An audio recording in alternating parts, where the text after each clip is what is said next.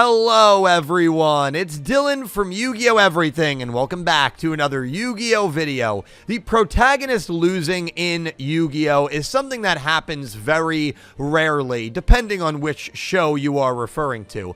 Obviously, Yugi Muto is one of the strongest duelists in the entire franchise, but even he himself, the king of games, has had multiple different losses throughout the show. We are going to be going through each one, and then at the end, I will be quickly ranking them on which I thought was the best and which I thought were the worst. I hope you all enjoy.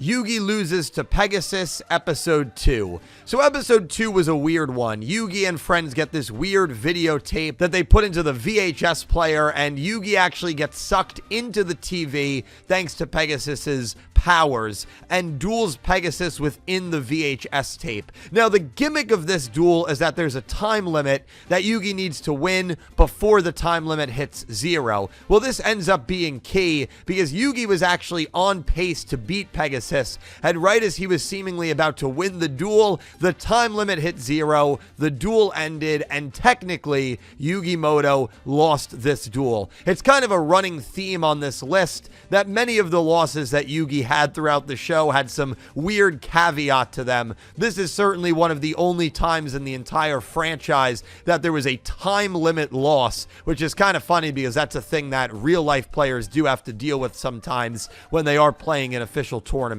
Pegasus takes Grandpa Muto's soul, and the Duelist Kingdom arc officially commences. Yugi loses to Seto Kaiba, episodes 22 through 24. The long-awaited rematch duel between Yugi and Kaiba took place during the Duelist Kingdom tournament, right before the entrance to Pegasus's castle would commence, which of course was the semifinals and then the eventual finals against Pegasus. With everything on the line, Kaiba finally sought to enact his revenge on Yugi after Yugi humiliated him in the very famous Exodia Obliterate episode. Well, this is another one where Yugi had Kaiba up against the wall and was about to win. His arrow was poisoning the Blue Eyes Ultimate Dragon, and it was only a matter of time before Kaiba would be defeated, and seemingly Mokuba would be forever lost, at least in Kaiba's mind. And so Kaiba did something incredibly dramatic and stood on the edge of the castle walls, declaring that if Yugi was to land his final attack, the blowback would cause Kaiba to fall off the castle wall and essentially kill him. Seto Kaiba threatened to end his own life in order to try and get Yugi to not declare an attack. And even though Yami Yugi was ready to do so, little Yugi Muto took over right before that attack call was made, and while Yugi was in tears, Kaiba declared his final attack, giving him the win over Yugi. This is a duel that I've always felt kind of mixed about because I always didn't really love the way that it ended, but at the same time, I do love that it showed how much Kaiba valued Mokuba and valued winning, which were values, of course, instilled in him by his father, Gozabura. And I love that it created a little bit of drama between Yami Yugi and regular Yugi that would honestly lead to them getting stronger and give them the strength in order to trust one another to beat Pegasus.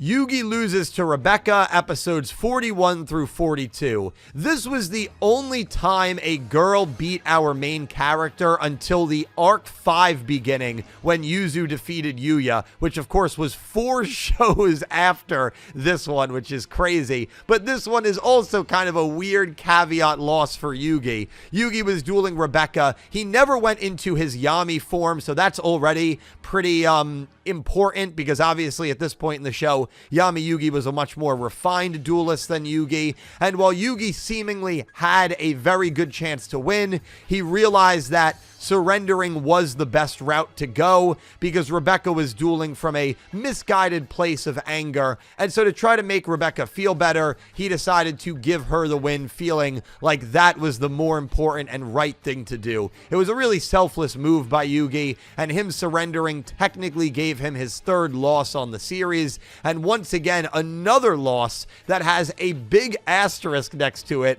because you feel like, well, he didn't really lose, but, you know, technically he did. Yugi loses to Raphael, episodes 156 through 158.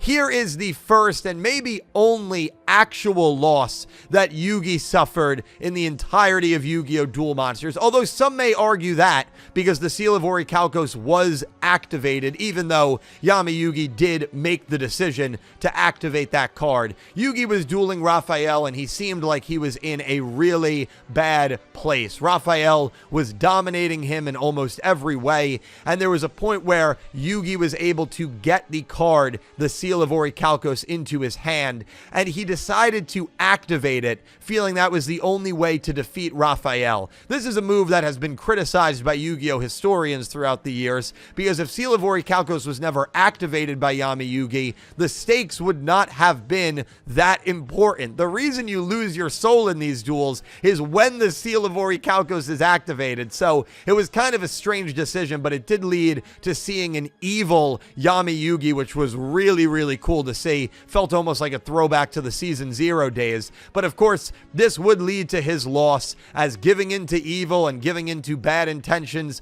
usually does not work out for you in the Yu-Gi-Oh! Franchise. Raphael would pull off the shocking win against Yami Yugi, and because this was an anime-only duel, this was a result that even the manga fanatics did not see coming at all. It's one of the most shocking results probably in the entire franchise, and Raphael gave Yugi what felt like his first legitimate loss, although some could argue the Seal of Orichalcos was what caused the loss.